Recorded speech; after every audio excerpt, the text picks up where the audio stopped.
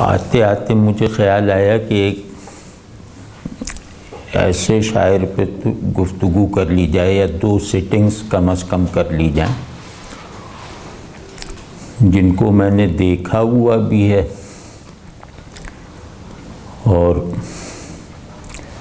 اردو میں جدید شاعری کی روایت میں جو چند سب سے بڑے نام لیے جا سکتے ہیں یہ ان میں سے ایک ہیں، عزیز حامد مدنی۔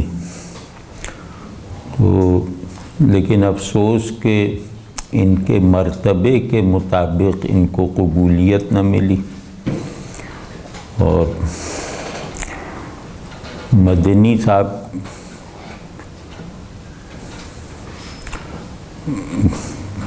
کے ساتھ جو صورتحال ہے ان کی زندگی میں بھی تھی، اب بھی ہے۔ اب تو اکثر ادب کے طالب علم انہیں نہیں جانتے، تو اس سے ایک اندازہ ہوتا ہے کہ ہم لوگ کتنی پسماندگی میں چلے گئے ہیں۔ تو ان پہ ڈھنگ کا کوئی مضمون بھی نہیں لکھا گیا، سوائے ایک کہ جو ہمارے استاد تھے انہوں نے لکھا تھا بڑے شہر کا شاعر، مدنی صاحب پر ایک مضمون ان کی زندگی میں لکھا تھا۔ اس کے علاوہ کوئی ڈھنگ کا کام ان پر نہیں ہوا، حالانکہ اگر ادبی ذوق اور فہم کی روایت ہوتی ہمارے یہاں تو مدنی صاحب کم از کم ایسے شاعر تھے کہ ان پہ کئی کتابیں لکھی جاتی، شاعر بھی تھے اور یہ مکمل ادیب تھے۔ میں نے زندگی میں ایسا فنا فی الادب آدمی نہیں دیکھا، ان کا اوڑھنا بچھونا ادب تھا۔ تھوڑا سا میں ان کی شخصیت کا بھی تعارف کروا دوں گا، آج ایسی ذرا غیر رسمی سی باتیں کر لیتے ہیں۔ تو اس کے بعد ان کا کلیات البتہ چھپا ہے ابھی حال ہی میں، اس میں ان کے سارے شعری مجموعے آ گئے ہیں۔ تو ان کی غزلوں پر ایک نشست کر لیتے ہیں، ایک نشست ان کی نظموں پر کر لیتے ہیں۔ یہ غزل میں بھی بہت زبردست شاعر ہیں اور نظم میں بھی اب نہایت منفرد شاعر ہیں۔ تو مدنی صاحب کراچی ہی میں رہے اور ریڈیو پاکستان میں بہت اچھے عہدوں پر رہے اور بہت بڑے عہدے سے ریٹائر ہوئے، اور ادب خصوصاً دنیا بھر کی شاعری کا جیسا مطالعہ ان کا تھا ویسے کم لوگ ہوتے ہیں۔ تو انہوں نے مطلب کئی فرانسیسی شاعروں کے تراجم کیے، مطلب بہت زیادہ، خصوصاً جدید عالمی شاعری کا ہمارے جاننے والوں میں 2 آدمیوں کا مطالعہ قابل رشک تھا۔ ایک تھے محبوب خزاں، ان پر بھی انشاءاللہ کسی وقت کوئی نشست کریں گے، وہ بھی بہت اچھے شاعر، اور ایک ہمارے عزیز حامد مدنی صاحب۔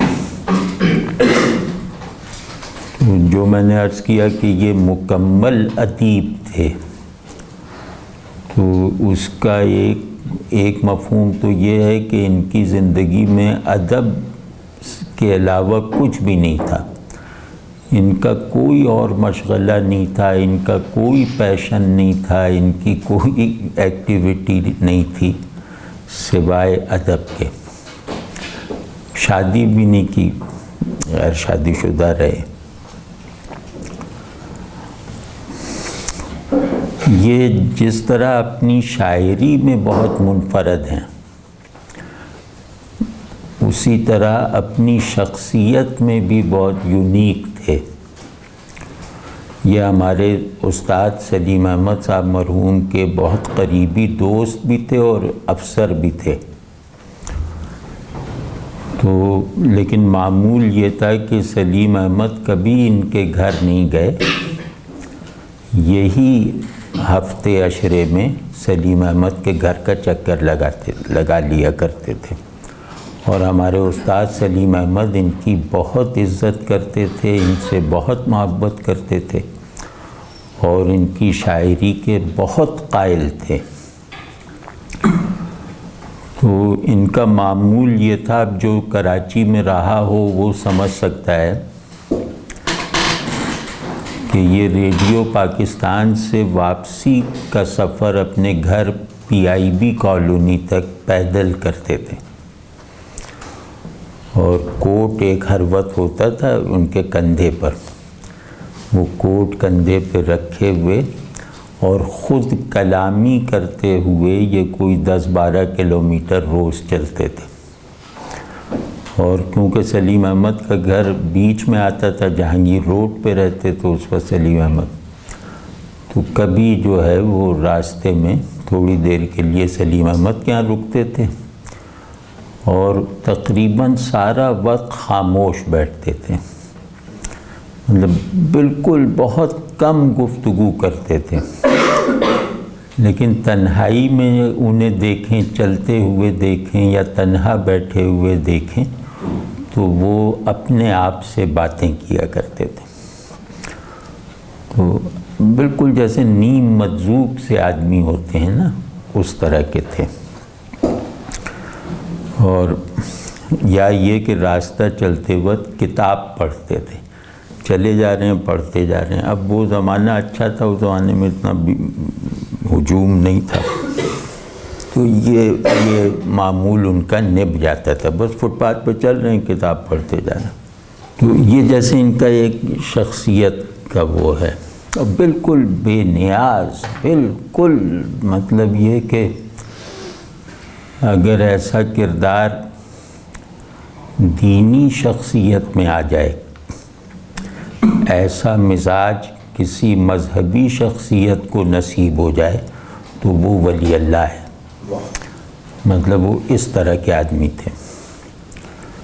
تو ویسے بھی ان میں دیگر سوائے اس کے کہ نہایت کم گو تھے، بہت ہی کم بات کرتے تھے، لیکن اپنی معاشرتی ذمہ داریوں کا پورا احساس کرتے تھے، اور میں مثال ایک دیتا ہوں کہ انہوں نے شادی نہیں کی، ان کے بڑے بھائی تھے جو جوانی کی عمر میں فوت ہو گئے تھے، ان کے کچھ بچے تھے، تو حامد مدنی اصل میں ان کے بڑے بھائی کا نام تھا، تو انہوں نے نوجوانی ہی سے اپنے بڑے بھائی کی محبت میں، جو مرحوم ہو چکے تھے اس وقت، اپنا نام عزیز حامد مدنی یعنی اپنے بڑے بھائی کے نام کو اپنے نام کا حصہ بنا لیا، ایسی محبت کرتے تھے اپنے بڑے بھائی۔ تو ان کے جو بچے تھے، انہوں نے انہیں پالا پوسا، ان کو اعلیٰ تعلیم دلوائی، اور اپنے تمام وسائل جو ہے ان کی کفالت تربیت میں صرف کر دیا، اور جب دنیا سے گئے ہیں تو ان کے پاس کچھ تھا نہیں، تو انہی میں ڈاکٹر سیفی ان کے بھتیجے ہیں جنہوں نے یہ کلیات چھاپا ہے، ڈاکٹر ظفر سعید سیفی، یہ پاکستان کے بڑے ہومیوپیتھ ڈاکٹرز میں سے ہیں، فارمیسی میں PhD ہیں، اور کراچی یونیورسٹی کے وائس چانسلر رہ چکے ہیں وہ، تو انہیں بھی عزیز حامد مدنی نے یعنی ان کے چچا نے پالا اور تعلیم وغیرہ دلوائی، اور مدنی صاحب کی آخری عمر انہی کے گھر میں گزری ہے، انہوں نے بھی بیٹا ہونے کا حق ادا کر دیا۔ بہرحال اس لحاظ سے اور بھی مدنی صاحب مطلب 10-20 طالب علموں کی فیس دیتے تھے، اور اپنے دفتر کے ماتحتوں کی باقاعدگی سے مدد کرتے تھے جو چپراسی وغیرہ ہوتے ہیں، مطلب اس لحاظ سے بھی وہ پرفیکٹ تھے، لیکن ان میں ایک عجیب طرح کا یہ تھا کہ جس کی ان کی مطلب اس طرح کی ایکٹیویٹیز کا علم کسی کو نہیں ہوتا تھا، اور وہ خود جس کی مدد کرتے تھے اس کے لیے اجنبی بن جاتے تھے بالکل بالکل، مطلب شکریہ قبول کرنا دور کی بات، اس سے بہت روکھے ہو جاتے تھے. تو غرض مطلب بہت باکمال شخصیت تھے، اور ان کی شخصیت گو کہ اس پہ مجذوبانہ سا رنگ غالب تھا، لیکن وہ شخصیت اپنی تمام تفصیلات میں بڑے آدمی کی شخصیت تھی. مطلب ان کی شخصیت کے تمام اجزاء وہی تھے جو کسی بھی بڑی شخصیت میں پائے جانے ضروری ہوتے ہیں یا پائے جاتے ہیں. مطلب بڑے آدمی، بڑی شخصیت تھے. ان کی شاعری کو ہمارے یہاں کچھ شاعر ایسے ہیں جنہیں کہا جا سکتا ہے کہ جدیدیت کی روح ان میں سمائی ہوئی ہے. یعنی جدیدیت کی روح کلاسیکی طرز اظہار کے ساتھ. تو اگر ہم یہ فقرہ کہیں کہ ہمیں کوئی ایسا شاعر ڈھونڈنا ہے 20ویں صدی کا جس میں جدیدیت کی اقدار، جدیدیت سے پیدا ہونے والا طرز احساس اور اسلوب تخیل پوری شان کے ساتھ، کلیت کے ساتھ موجود ہو، لیکن اس کے اظہار کا اسلوب کلاسیکی ہو، تو مدنی صاحب کے برابر، مدنی اور نون میم راشد کے برابر کوئی نہیں ہے. کم از کم یہ دو شاعر ایسے تھے کہ جن کا پوئٹک کانٹینٹ جو تھا، یعنی ان کی شاعری جن احساسات، تخیلات، معانی سے تعمیر ہوئی تھی، وہ پوئٹک کانٹینٹ جدید ترین تھا اپنے زمانے کے اعتبار سے، لیکن اس کانٹینٹ کا اظہار جو ہے وہ کلاسیکی اور روایتی انداز کا تھا. مطلب ان کو اگر ہم اظہار کے پیمانے پر دیکھیں تو وہ کلاسیکی روایت کے وارث تھے، اور اگر ان کو ہم مضمون اور طرز احساس وغیرہ کے زاویے سے دیکھیں تو وہ جدید مزاج کے نمائندے تھے. تو یہ دو چیزیں مدنی صاحب میں بہت کمال پر پہنچ کے مجتمع تھیں. دوسری ان کی خصوصیت یہ ہے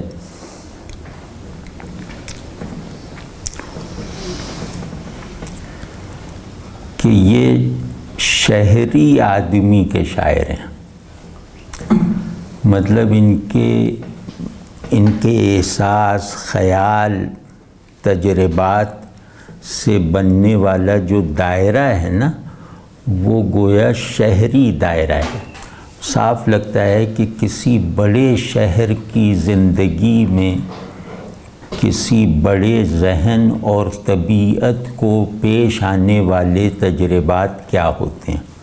تو اسی وجہ سے ہمارے استاد نے انہیں کہا نا کہ بڑے شہر کا شاعر. تو اس اعتبار سے بھی یہ گویا جدید رنگ یا جدیدیت کے نمائندے کے طور پر زیادہ کوالیفائی کرتے ہیں کہ جدیدیت سے مناسبت رکھنے والے شہری تجربات، شہر کی پیچیدہ زندگی کو اس کی پیچیدگی کے ساتھ محسوس کرنا، اور شہر کے آدمی کی جو ایک ناخالص تنہائی ہوتی ہے اس کو پوری طرح پورٹرے کرنا، یہ مدنی صاحب کا بہت کمال ہے. تو شہری زندگی اپنی پیچیدگی کے ساتھ اور فرد کی جبری تنہائی کے ساتھ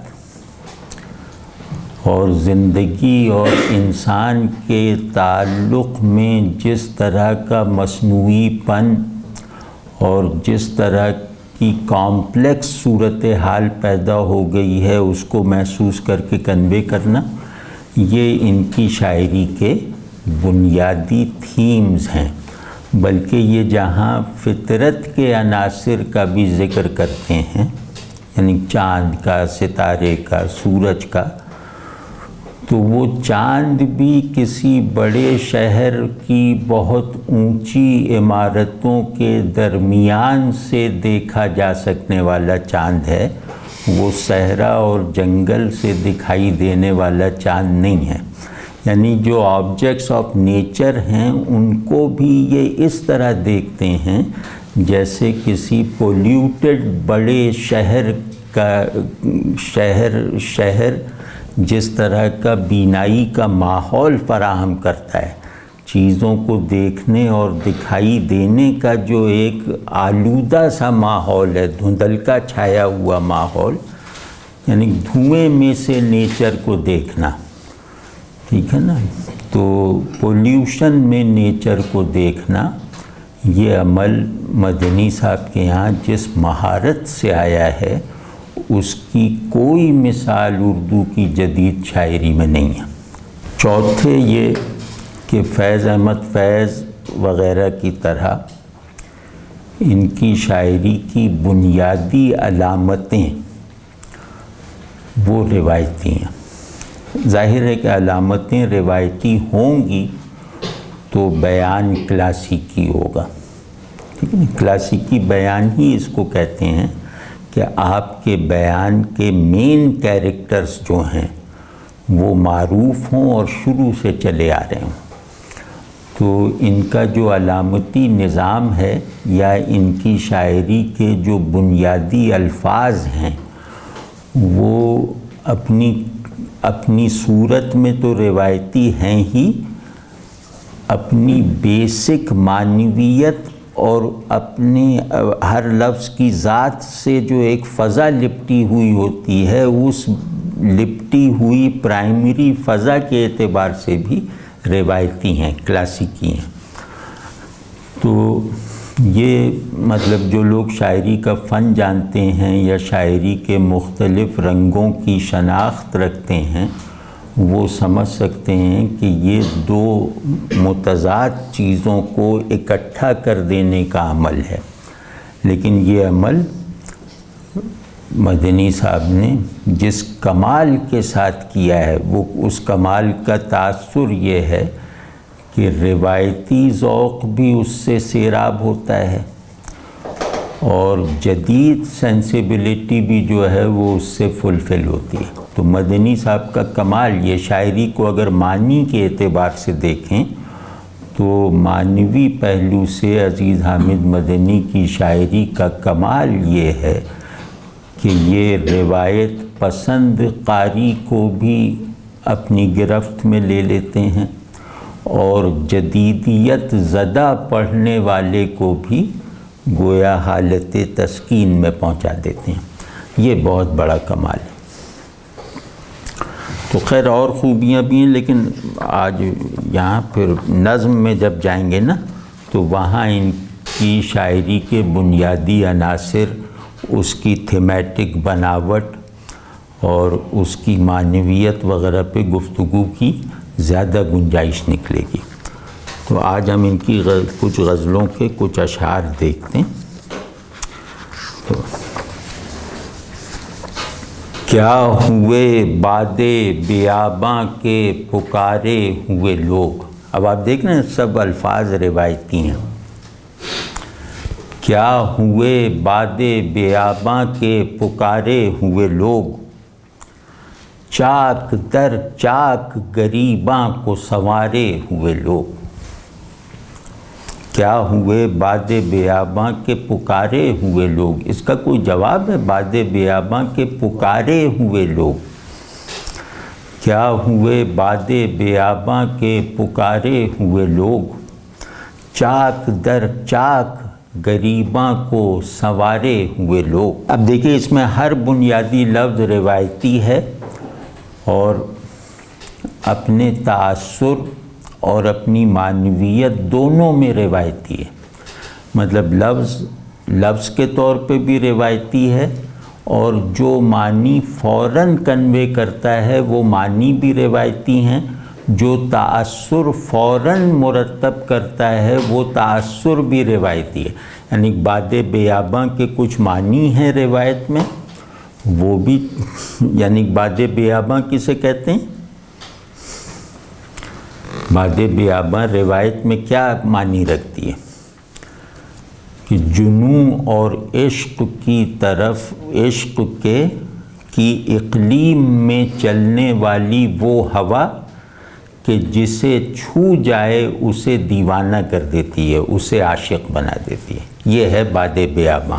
اور بالکل اس معنی میں ہے کہ عشق کی اقلیم میں چلنے والی مقناطیسی ہوا نے جن لوگوں کو طلب کیا تھا، یا یہ ہوائے عشق جن لوگوں کو طلب کیا کرتی تھی، وہ شائستہ جنوں لوگ اب کہاں ہیں؟ مطلب شعر کا مضمون یہ ہے نا کہ پہلے باد بیاباں کی پکار پہ لوگ اپنے عقلی حدود کو، اپنے دیگر قیود کو توڑ کر اس کی طرف لپکتے تھے، اور اس کی طرف لپکنے کا ایک تو مادہ رکھتے تھے اور اس کی طرف جانا کوالیفائی کرتے تھے۔ لیکن اب وہی بیاباں ہے، وہی باد بیاباں ہے، وہی باد بیاباں کی پکار ہے، لیکن اس پکار پر کان دھرنے والا کوئی نہیں ہے، کیونکہ شہروں نے باد بیاباں اور اس کی پکار کا راستہ بھی روک رکھا ہے، اس کے تصور کو بھی فراموش کروا رکھا ہے، اور ہمیں اس کی کشش محسوس کرنے کے لائق ہی نہیں چھوڑا۔ تو یہ اگلے مصرعے میں یہ بتا رہے ہیں کہ باد بیاباں جو ہے وہ پکارتی تھی، تو وہ لوگ کیسے تھے جو اس کی پکار پہ اس کی طرف دوڑے چلے جاتے تھے۔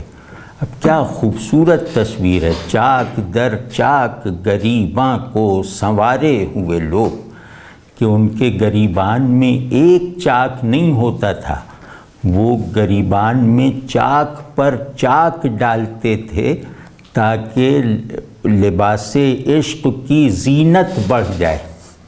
یعنی سالم لباس عشق کے طور پر بدنما ہے، اور چاک در چاک پیراہن لباس عشق کے طور پر خوشنما ہے۔ ٹھیک، تو یہ جو فریز ہے نا، دیکھا لفظ روایتی ہیں، فریز میں کتنی جدت ہے کہ چاک در چاک غریباں کو سنوارے ہوئے لوگ، یہ آپ روایت میں نہیں دکھا سکتے کہ چاک کے غریباں کو چاک در چاک غریباں کو سنوارنا، یہ فریز آپ روایت میں نہیں دکھا سکتے، لیکن یہ تمام الفاظ معنی میں روایتی ہیں۔ ٹھیک ہے، تو ذمہ داری کے ساتھ جدت پیدا کی جائے نا، تو روایتی معنی کے عناصر میں نئی ترتیب پیدا کرنے سے زیادہ آدمی کچھ نہیں کرے گا۔ اگر وہ ذمہ دار آدمی ہے تو معنی کی روایت میں رہتے ہوئے اس معنی کے ضروری اجزاء میں ایک نیا ربط اور نئی ترتیب پیدا کر دے گا۔ تو جدت اگر کسی معنی میں تخلیقی ہے تو وہ معنی یہی ہیں کہ تمام تجربات جو ہو چکے ہوں، تمام اظہارات جو واقع ہو چکے ہوں، تمام معانی جو قبول ہو چکے ہوں، تمام احساسات جو ہم میں کامن ہوں، ان معانی و احساسات و خیالات کے اندرونی اجزاء میں ایک نئی ترتیب اور ایک تازہ توازن پیدا کر دینا، یہ جدت اور ندرت ہے۔ تو اس کے مدنی صاحب بادشاہ ہیں۔ تو خیر، اس سے بس لطف اندوز ہوئے، کیا ہوئے باد بیاباں کے پکارے ہوئے لوگ، چاک در چاک غریباں کو سنوارے ہوئے لوگ، خوں ہوا دل کہ پشیمان صداقت ہے وفا، خوں ہوا دل کہ پشیمان صداقت ہے وفا، خوش ہوا جی کہ چلو آج تمہارے ہوئے لوگ۔ کیا کہنے، مطلب یہ قافیہ کس طرح کا بنایا۔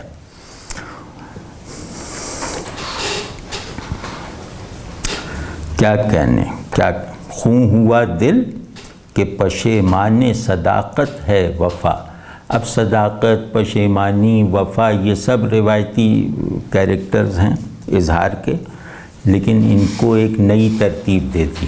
پشیمان صداقت کی ترکیب آپ نہیں دکھا سکتے، تو یہ گویا نئی ترتیب دی ہے نا. اور وفا کو پشیمان صداقت کہنے والا فریز آپ نہیں دکھا سکتے کہیں. تو یہ دیکھا نا، ترتیب نہیں ہے، اور سارے کیریکٹرز وہی ہیں جیسے کہ تھے. ان کا اسکرپٹ بدل دیا ہے یا ان کا اسٹیج بدل دیا ہے، یہ ہے کمال. تو خوش ہوا جی کہ چلو آج تمہارے ہوئے لوگ. اس کو کچھ سمجھے بھی کہ خون دل اس بات پہ خون ہو گیا کہ وفا جو ہے وہ سچائی پر پشیمان ہے. یہ تو سادہ ہے نا کہ وفا کی روایت میں وفا کی روایت جو ہے وہ سچ کی وجہ سے روبہ زوال ہو گئی. یعنی وفا سے محبوب ہاتھ نہیں آیا کیونکہ وفا سچائی پر کھڑی تھی. اگر محبوب کے ساتھ جھوٹ کی آمیزش ہو جاتی یا مقصود کے ساتھ کذب کی آمیزش ہو جاتی تو مقصود حاصل ہو جاتا. اب آپ یہ پس منظر میں رکھیے کہ اس کے پیچھے معنی گر قوت کے طور پر شہری زندگی ہے. تو کہنے اب وفا جو ہے وہ اس بات پہ، عشق اس بات پر، وفاداری اس بات پر نادم ہے کہ میں اتنی سچی کیوں ہوں. اور خوش ہوا جی، وہی دل جو خون ہو گیا ہے ایک سچویشن میں، وہی دل جو خون ہو چکا ہے، وہی دل اس بات پہ خوش ہو گیا کہ چلو سچائی کی وجہ سے میں تو تمہیں نہ پا سکا، لیکن یہ جھوٹے لوگ تو تمہارے ہو گئے. آپ سمجھیں، یعنی سب جھوٹے ہیں تو چلو لوگ تو تمہارے ہو گئے، یعنی لوگوں نے جھوٹ کو شعار بنا کر تمہیں حاصل کر لیا. تو اس پر ہمارا جی خوش ہو گیا کہ چلو کچھ نہ صحیح ہم نہ پا سکے تمہاری نسبت، لیکن ان جھوٹے لوگوں نے تمہاری نسبت پا لی، تو چلو اسی پہ ہم خوش ہیں. یہ پیراڈاکس آپ نے دیکھا نا کیسا ہے. اور کیونکہ میں مدنی صاحب کو جانتا ہوں تو اس وجہ سے ان کی علامتوں اور استعاروں کے معنی برآمد کرنے کا وہ طریقہ استعمال نہیں کروں گا جو کلاسیکی شعراء کو پڑھتے وقت استعمال میں آتا ہے.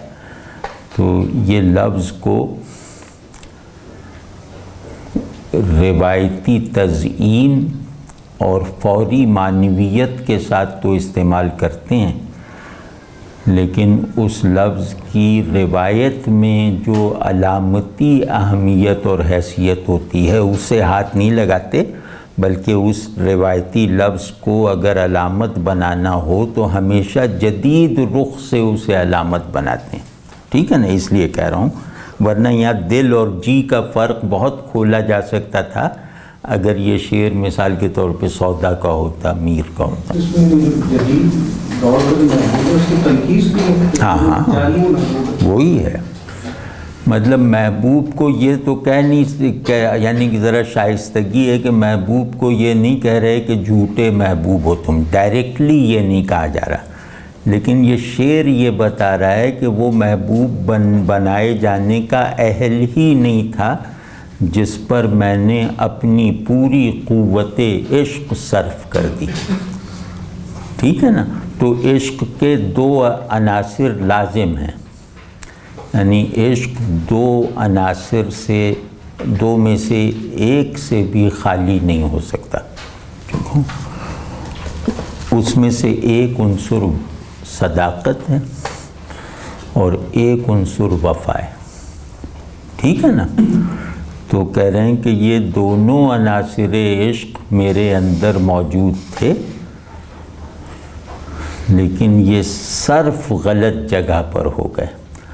تو ہم نے محبوب چننے میں غلطی کا ادراک کر لینے کے باوجود محبوب سے غلط فہمی کی بنیاد پر عاشقانہ اور والہانہ نسبت پیدا کر لینے کے باوجود جب اس کی حقیقت ہم پر کھلی تو ہمیں یہ گوارا نہیں ہے کہ اسے نشانہ تنقید بنائیں، بلکہ گھما پھرا کے بات کریں گے۔ تو اس کا وبال بھی اپنے اوپر لے رہے ہیں کہ آج میری وفا میرے عشق کے دوسرے جوہر کی موجودگی پر شرمندہ ہے، کہ یعنی کہہ رہے ہیں کہ اگر میں عاشق نہ ہوتا تو تمہیں پا لیتا۔ آپ سمجھیں نا، میں تمہیں پا ہی اس لیے نہ سکا کہ میں عاشق تھا، اور جو لوگ عاشق بنے ہوئے تھے اصل میں عاشق نہیں تھے، ان سب نے تمہیں پا لیا، کیونکہ تم بھی محبوب بنے ہوئے تھے، اصل میں محبوب نہیں تھے۔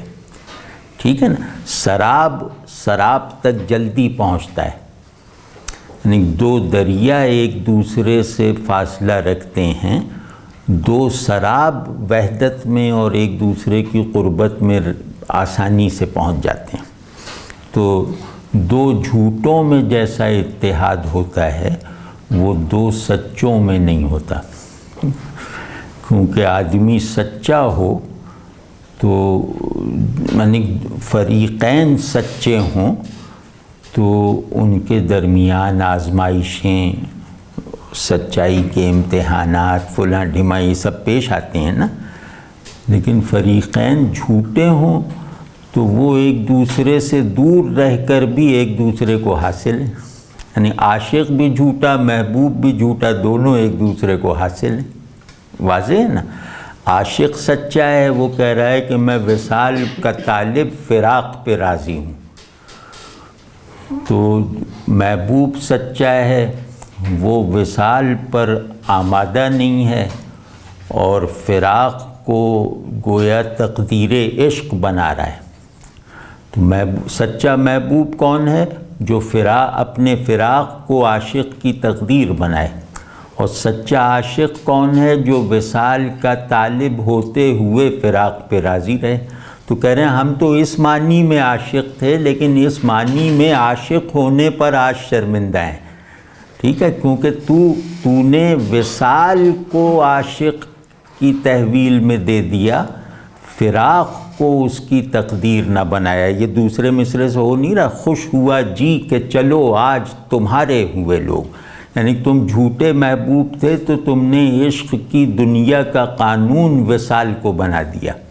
اگر محبوب سچا ہوتا تو کائنات عشاق کا آئین فراق ہوتا۔ یہ شعر سنیے گا، یہ منتخب کر کے سنا رہا ہوں۔ خط معزو لیے ارباب ستم کھینچ گئے، خط معزو لیے ارباب ستم کھینچ گئے، یہ رسن بستہ صلیبوں سے اتارے ہوئے لوگ۔ یہ بے مثل شعر ہے، مطلب یہ شعر اگر سودا وغیرہ بڑا شاعر بھی کہتا تو اپنے منتخب شعروں میں اس کو شمار کرتا، یعنی کوئی بھی بڑا شاعر اس شعر کا مالک بن کر فخر محسوس کرتا۔ خط معزو لیے ارباب ستم کھینچ گئے، یہ رسن بستہ صلیبوں سے اتارے ہوئے لوگ۔ سبحان اللہ، سبحان اللہ۔ انقلاب بھی ہے، مزاحمت بھی ہے، ایک طرح کا رومانٹسزم بھی ہے، اور جو انسانی زندگی کا ایک پروڈکٹیو المیہ ہے، یعنی وہ علم جو واقع ہو کر تقدیر کو سنوار دیتا ہے۔ یعنی انسانی زندگی کی بناوٹ ایسی ہے، انسان کے تاریخی وجود کی بناوٹ ایسی ہے کہ اگر اس میں المیے پیش نہ آتے رہیں تو اس کی حرکت رک جائے گی۔ یعنی انسان کے تاریخی وجود میں حرکت پیدا ہوتی ہے المیے سے۔ المیہ کہتے ہیں تاریخ کے چیلنج سے وقتی طور پر مغلوب ہو جانے والی سچویشن۔ جو اندر بھی ہو باہر بھی ہو، یہ المیہ ہے۔ تو اس میں سب کچھ ہے، نہیں تمام اس کے جو چاہے احساسات ہوں چاہے معانی ہوں، ان دونوں کی بناوٹ بڑی ہے اور تقدیری ہے جیسے، یعنی اس میں لگتا ہے کہ یہ کل انسانیت کا یا کل انسانی تاریخیت کا خلاصہ بتا رہے ہیں، یا یوں کہہ لیں کہ تاریخ جس نظام جدلیات کا نام ہے، اس نظام جدلیات میں انسان کی المناک المیہ مرکزیت کی طرف اشارہ کر رہے ہیں۔ کوئی وجہ ہے کہ المیہ کا ہیرو تاریخ بناتا ہے اور تربیہ کا ہیرو تاریخ کی خوراک بن جاتا ہے۔ آج تک کبھی ایسا نہیں ہوا کہ المیہ کا ہیرو جو ہے وہ تاریخی نتائج نہ پیدا کرے، ٹھیک ہے، اور آج تک کبھی ایسا نہیں ہوا کہ تربیہ کا ہیرو اپنی کامیابی کے تسلسل کو انسانی میراث بنا سکے۔ اب اس کی تصویر بنا کے دیکھیے کہ سولیوں پر لٹکائے گئے لوگ حق گوئی کی پاداش میں، چند مردان حق وہ سولیوں پہ لٹکا دیے گئے کہ وہ حق کو خلق پر غالب رکھنا چاہتے تھے، وہ اصول کو مظاہر پر حاکم رکھنا چاہتے تھے، وہ تاریخ کو تدبیر کے تابع رکھنا چاہتے تھے، وہ اپنے تاریخی وجود کو تاریخ کی ہلاکت خیز طغیانی کے آگے ثابت قدم رکھنا چاہتے تھے۔ تو ظاہر ہے کہ ان کو پہ سولیوں ہی پہ لٹکنا تھا۔ جو اپنی انفرادیت کو قربان کر کے انسانیت کو ہونے کا جواز کرنا چاہتے تھے، یہ وہ لوگ ہیں۔ تو کہہ رہے ہیں دیکھو یہ ان کو سولیوں پہ لٹکایا گیا، ہاتھ پاؤں باندھ کے سولیوں پہ لٹکایا گیا۔ جب موت واقع ہو گئی، یہ تصویر ہے، جب موت واقع ہو گئی تو ان کی لاشوں کو اتار کے زمین پہ رکھ دیا گیا۔ بس یہ پورا منظر ہے۔ تو کہہ رہے ہیں کہ یہ جو آنکھوں سے دکھائی دے رہا ہے، یہ منظر صرف اتنا نہیں ہے، اس منظر کی اصلیت وہ ہے جو تاریخی شعور کے ساتھ دیکھی جائے، جو عرفانی قلب کے ساتھ کو نظر آتی ہے۔ وہ یہ ہے کہ یہ لوگ جب سولیوں سے مردہ حالت میں اتارے جا رہے تھے تو یہ وہ لوگ جن کی زندگی بھی چھن چکی ہے اور جن کے ہاتھ بھی بندھے ہوئے ہیں، ان لوگوں نے موت اور ہاتھ بندھے ہونے کی حالت میں لوح تاریخ پہ ارباب ستم کی معزولی کا پروانہ لکھ دیا۔ یہ جب انہیں اتارا سولی پہ چڑھایا اور پھر اتارا جا رہا تھا، یہ جو حرکت ہے یہ خطی حرکت ہے نا، یوں لٹکانا یوں اتارنا، تو یہ گویا انہوں نے سولی پہ لٹکانے والوں کا خط معزولی کھینچ دیا، یعنی ان کی معزولی کا فرمان جاری کر دیا۔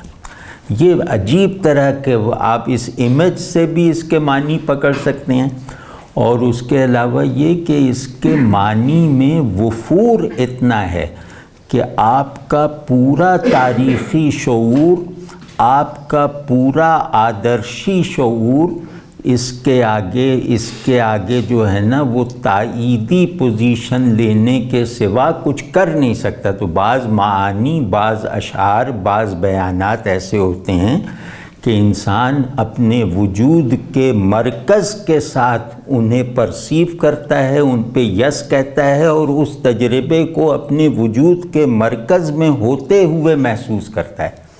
آپ سمجھے، یہ اتنے مکمل معنی اور کیفیت والا شعر ہے۔ ایک اور غزل کا ایک شعر سناتا ہوں۔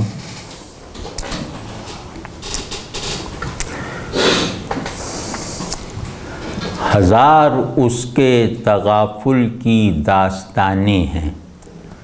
منظر یہ ہے کہ ہر عاشق کو محبوب سے بے رخی کا گلہ ہوتا ہے، یہ ایک روایتی مضمون ہے نا کہ عاشق اور محبوب کے تعلق میں محبوب کی بے رخی کا مسلسل گلہ ضروری ہے. تو بس بے رخی کے مضمون کو دیکھیے کیسے باندھا ہے. ہزار اس کے تغافل کی داستانیں ہیں، مگر یہ بات کہ وہ بھی ہے آدمی آخر. سبحان اللہ سبحان اللہ. میر نے یہ شعر عاشق کے پہلو سے کہا تھا. میر کا شعر ہے نا، جگر چاکی ناکامی دنیا ہے آخر. جگر چاکی ناکامی دنیا ہے آخر. یہاں یہی ہونا ہے. نہیں آئے گر میر کچھ کام ہوگا. ہزار اس کے تغافل کی داستانیں ہیں کہ جس نے بھی اس کو محبوب ہونے کی جہت سے دیکھا وہ اس بات پر شاکی ہے کہ وہ بہت بے رخی برتتا ہے، وہ بہت تغافل شیار ہے. اور ہزار اس کے تغافل کی داستانیں ہیں کہ اس کی طرف دیکھنے والی ہر نظر اپنے اپنے پہلو سے اس کی بے رخی سے ایک نئے تجربے کا شکار ہوتی ہے. یعنی اس کی بے رخی کا اثر ایک نہیں ہے سب لوگوں پر، ہر آدمی پر اس کی تاثیر مختلف ہے. تو کہہ رہے ہیں کہ سبھی اسے کہتے ہیں کہ یہ بے رخی برتنے والا ہے. محبوب جو ہے یہ بے رخی کا پتلا ہے. تو اب عاشق کہہ رہا ہے، یہ تماشبین ہیں جو محبوب کی بے رخی کی داستانیں سنا رہے ہیں. اب عاشق کہہ رہا ہے جس کو تمام لوگوں سے زیادہ محبوب کی بے رخی کا تجربہ بھی ہے اور اسے جھیلا بھی ہے اس نے. وہ کہہ رہا ہے کہ بھائی ہے تو یہ بات ٹھیک کہ اس کی بے رخی تہ در تہ رنگ در رنگ ہے، لیکن چلو یہ بے رخی جو ہے وہ اس کی محبوبیت کے شایان شان تو نہیں ہے، لیکن چلو ہم اس پر اس لیے راضی ہیں کہ وہ خدا نہیں ہے، وہ آدمی ہے. وہ بھی تو آدمی ہی ہے. یہ جو ٹکڑا ہے نا، اس سے اس پورے شعر میں جیسے جان سی پڑ جاتی ہے. باقی سب رسمی ہے نا، ہزار اس کے تغافل کی داستانیں. محبوب کو اس انداز سے آدمی کہنا یہ شاید آپ کہیں نہ دکھا سکیں کہ آدمی ہے. جیسے آپ اس کو جوڑیے کہ آدمی ہے بھول چوک کا پتلا ہے، تو وہ کہہ رہے ہیں کہ ہم کمزور آدمی ہیں تو ہم سے بھول چوک فطری ہے. وہ کامل آدمی ہے، اس سے تغافل فطری ہے. تو آدمی میں کچھ نہ کچھ کمی تو رہ جاتی ہے نا. تو ہمارے محبوب میں جمال کی جہت سے، محبوبیت کے دیگر احوال کے پہلو سے کوئی نقص نہیں ہے. ایک کمی سی رہ گئی ہے اور خدا جانے وہ کمی ہے بھی یا نہیں. تو وہ کمی اگر رہ بھی گئی ہے تو کیا ہے، وہ بھی آدمی ہی ہے. اب یہ اسے آدمی کہنا نہ چاہنے کے باوجود یہ شعر بتا رہا ہے کہ جیسے تھک ہار کر میں نے مجھے یہ ماننا پڑ رہا ہے کہ وہ بھی آدمی ہے وہ انسان، لیکن اس انسان کو آدمی مانتے ہوئے مجھے گویا ایک گہرے دکھ سے گزرنا پڑ رہا ہے. اسے آدمی کہتے ہوئے میری زبان لرز رہی ہے، لیکن آدمی کہنا اس لیے پڑ رہا ہے کہ لوگ اس کے تغافل کو نقص سمجھتے ہیں. تو میں اس نقص کو اس سے دور کرنا چاہتا ہوں یہ کہہ کے کہ ہے وہ بھی آدمی آخر. جیسے شیر ہرن کو کھا جائے چیر پھاڑ کے، تو اب یہ سارا عمل نہایت دل دکھا دینے والا ہے، نہایت مکروہ ہے. لیکن جس چیز سے ہمیں تسلی ہوتی ہے وہ یہی کہہ کے ہوتی ہے نا کہ بھائی آخر وہ درندہ ہی تو ہے نا. بظاہر تو لگ رہا ہے کہ تغافل کر رہا ہے، بات وہی آدمی آخر تو وہ ہے آدمی ہی، مطلب لگتا ہے کہ جیسے اس کے اندر بھی کشش ہے جو اس کے عاشق ہے ان کی طرف، بظاہر ایسے لگتا ہے کہ جیسے بہت توافل کرتا ہے، لیکن جیسے ہے اس کے اندر ایک دبی بھی کشش ہے، اور وہ آدمی ہے وہ جیسے ایٹ ٹائمز کبھی ظاہر ہوتی نہیں. پوئٹک لائسنس ہوتا ہے، شعر کے جتنے مفاہیم نکالے جائیں وہ اچھا ہے، لیکن اگر مجھ سے پوچھیں گے تو میں اس معنی کو ترجیح نہیں دوں گا. تو اس میں اس کی محبوب کی طرف سے لوگوں کو خوشگمان رکھنے کی کوشش کی جا رہی ہے کہ تم اس کے تغافل کو نقص سمجھ رہے ہو. وہ نقص نہیں ہے، کیونکہ جو چیز میری فطرت سے ابھرے گی وہ نقص نہیں ہوگی، چاہے وہ صورتاً نقص ہو. تو کہہ رہے ہیں تغافل ویسے نقص ہے، لیکن اگر تم یہ جان لو کہ آدمی کی فطرت ہے بے رخی، یعنی آدمی محبوب ہو جائے تو اس کی فطرت ہے بے رخی، تو پھر اس کی بے رخی عیب اور نقص نہیں رہے گی. ایک یہ پہلو، اور دوسرا اس میں جو لطف اندوزی کی چیز ہے وہ یہ ہے کہ کس طرح مجبور ہو کر اسے آدمی مانا جا رہا ہے. آخر میں جو زور ہے نا اسے محسوس کیجیے کہ بھئی اس کے سب جمالیاتی اوصاف، اس کے سب انداز محبوبیت ماورائے انسانیت لگتے ہیں، لیکن اب ایک ایسے پہلو سے میں پھنس گیا ہوں کہ وہاں مجھے کہنا پڑ رہا ہے کہ بھائی وہ بھی تو آدمی ہے، یعنی چھوڑو یہ قصہ، چھوڑو. یہ غزل مشہور غزل ہے ان کی، کیا غزل ہے، سبحان اللہ سبحان. فراق سے بھی گئے ہم، وصال سے بھی گئے، فراق سے بھی گئے ہم، وصال سے بھی گئے، سبک ہوئے ہیں تو عیش ملال سے بھی گئے. کیا کہنے، بہت سجا ہوا شعر ہے. گو کہ یہ مضمون جو ہے وہ تجربہ نہیں معلوم ہوتا، تصور لگتا ہے. عشق میں تصور تجربے پر غالب آ جائے تو شعر سچا نہیں رہتا. تو عشق کے مضامین میں تجربے کو بڑا ہونا چاہیے تصور کے مقابلے میں، ٹھیک ہے. لیکن ظاہر ہے کہ عشق کی شاعری کی روایت میں اس اصول کو 100% ملحوظ نہیں رکھا جا سکتا. ویسے ہم کہہ رہے ہیں کہ فراق اور وصال کیونکہ بہت ہی بڑے الفاظ ہیں، تو ان لفظوں کو استعمال کرتے ہوئے جو عاشق ہے وہ ان کے معنی کو تجربہ کروا دیتا ہے، سمجھنے کی طرف متوجہ نہیں ہونے دیتا.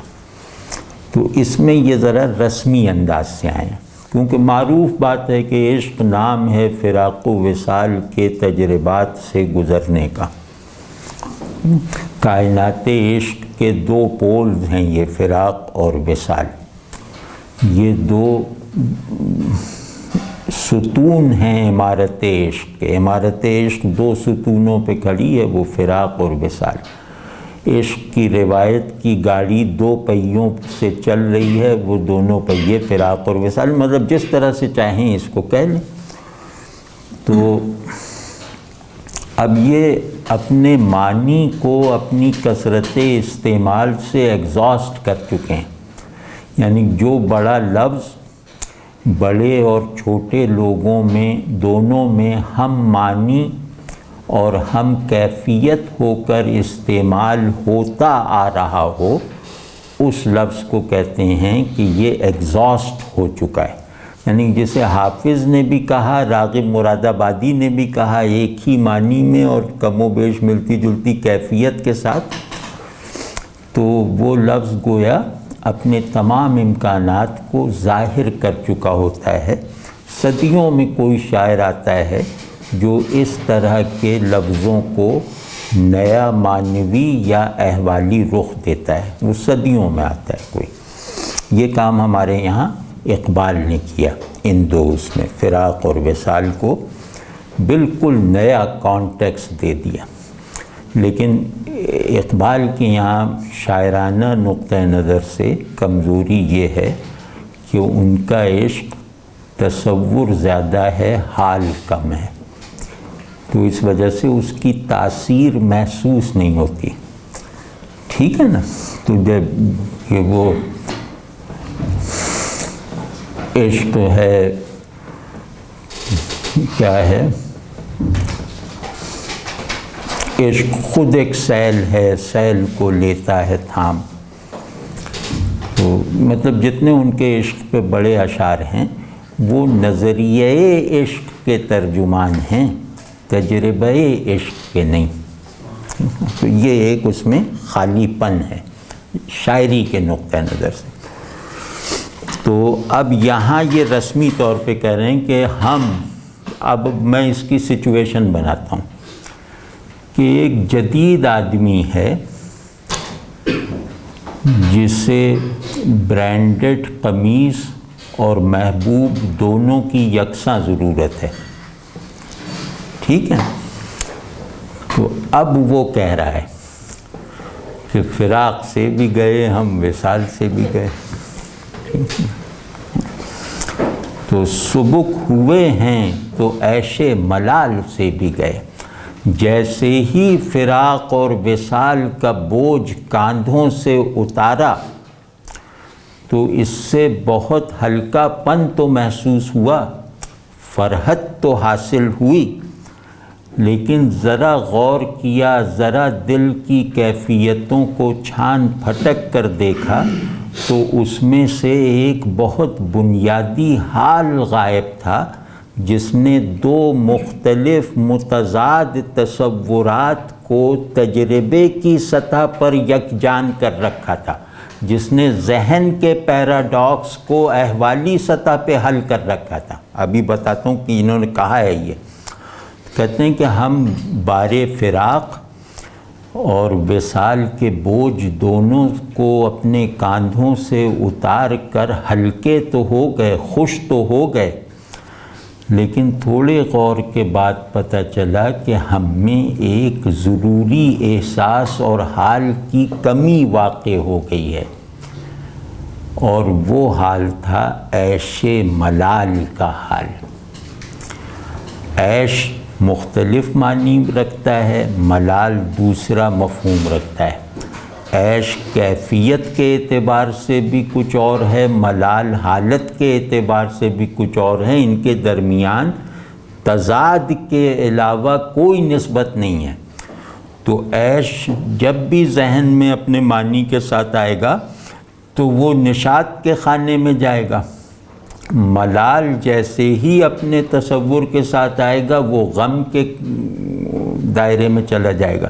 یعنی ذہن عیش اور ملال کو ہمیشہ ایک نہ ختم ہو سکنے والے فاصلے کے ساتھ رکھے گا نا اپنے اندر.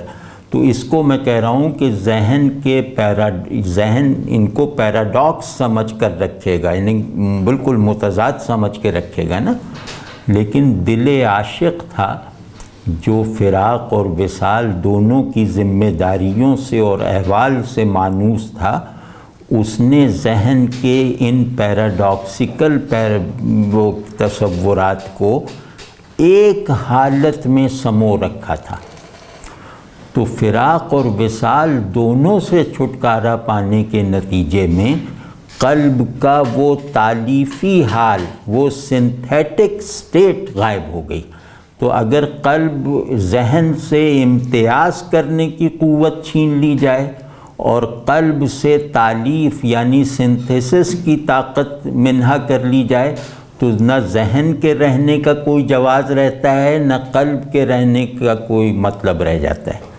تو گویا فراق اور وصال سے میرے وجود کی سفلی سطح پر ایک فرحت تو پیدا ہوئی، لیکن میرے وجود کی جسٹیفیکیشن کے لیے جو ذہن اور قلب درکار تھا وہ خالی ہو گیا، وہ مجھ سے چھن گیا. یہ ٹریجڈی ہے. اب آپ دیکھیں کہ فراق اور وصال ایسی لوڈڈ اصطلاحات کو استعمال کر کے ٹریجک سبسٹنس کسی اور لفظ کو بنایا ہے. آپ سمجھ گئے نا، یہ بہت بڑا کمال ہوتا ہے بیان کا کہ میں آگ سے جلنے کے عذاب کو پھول دیکھنے کے بیان سے ایکسپریس کر دوں،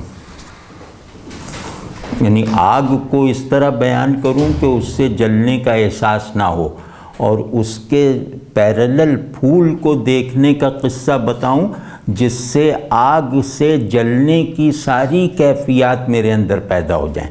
یہ شعر اس طرح کی قادر الکلامی کا مظہر ہے۔ فراق اور وصال کے پس منظر میں اس کانٹیکسٹ میں بتائیے ملال کے کیا معنی ہے؟ رہائی تو آسان، ہر اب تو شاید یہ لفظ لوگ نہیں بولتے کہ ہمیں ملال ہے، اب لوگوں کا سارا زور ہے ہماری خواہش ہے، تو آج ہماری خواہش ہے، شام تک پوری نہیں ہوئی تو کل کوئی دوسری خواہش پیدا کر لیں گے، پچھلی خواہش کو بالکل آسانی سے بھول جائیں گے۔ یہ وہ لوگ ہیں جو فراق سے بھی گئے، وصال سے بھی۔ تو ملال کسے کہتے ہیں؟ عام میں یہ کوئی علامت اور کوئی گہرے معنی میں نہیں پوچھ رہا، کوئی چیز جس چیز کی خواہش ہے، جس چیز کی خواہش ہے اس کے نہ ملنے پر جو احساس و کیفیت پیدا ہو رہا ہے، خواہش پوری نہ ہونے والی ہو سکنے کی حالت ملال ہے۔ بہت صحیح، بہت صحیح۔ جس کی قدر بھی بعد میں ہو، مطلب جس کی قدر بعد میں ہو، ایک دفعہ چیز زیادہ حاصل ہوئی اور چھٹ گئی، اور بعد میں قدر ہوئی کہ اس وقت۔ یہ بہت اچھے معنی بتائیں کہ جب حاصل تھی تو اس کی قدر نہیں تھی، جب چھن گئی تو اس کی قدر بیدار ہوئی۔ اب اس پوری کیفیت کا نام ملال ہے۔ ملال وہ غم ہے جس میں شکایت دوسرے سے نہ ہو، اپنے سے ہو۔ بس یہ میں پوچھنا چاہ رہا تھا، ملال غم کی وہ قسم ہے جس میں شکایت کسی اور سے نہیں ہے، اپنے سے ہے۔ لہذا ملال میں ایک اخلاقی پن بھی ہوتا ہے۔ لیکن اس شعر میں جو ہے ملال کا جوڑ فراق کے ساتھ ہے، عیش کی نسبت وصال کے ساتھ ہے۔ تو یہ اس عیش کسے کہتے ہیں؟